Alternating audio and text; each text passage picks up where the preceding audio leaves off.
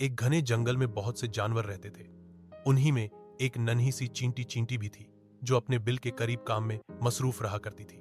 चींटी छोटी होने के बावजूद बहुत बहादुर, मेहनती और अक्लमंद थी। जंगल के दूसरे जानवर उसे नजरअंदाज करते, क्योंकि वह बहुत छोटी थी। लेकिन चींटी को कभी फर्क नहीं पड़ता था। उसी जंगल में एक बड़ा और ताकतवर हाथी हापी भी रहता था।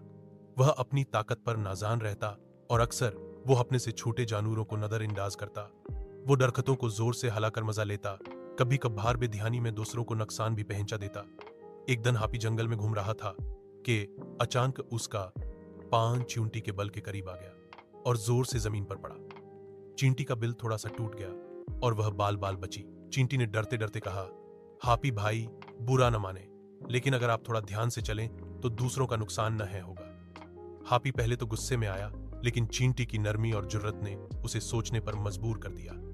उसने माफी मांगी और दोनों में बातचीत शुरू हो गई। आहिस्ता आहिस्ता दोनों में दोस्ती हो गई। हापी अब जंगल में चींटी से रोज मिलने आता, उसकी बातें सुनता और बहुत कुछ सीखता।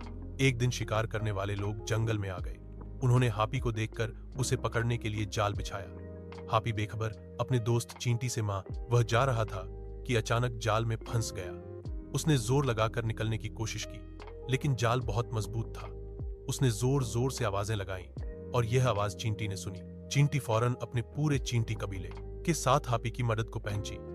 सब चींटियों ने मलकर जाल की रस्सियों को काटना शुरू किया। कुछ देर बाद रस्सियां टूट गईं और हापी आजाद हो गया। वो बहुत खुश हो और आंखों में आंसू लिए बोला, चींटी, तुमने तो मेरी जान बचा ली। मैंने अपनी जान बचा ली।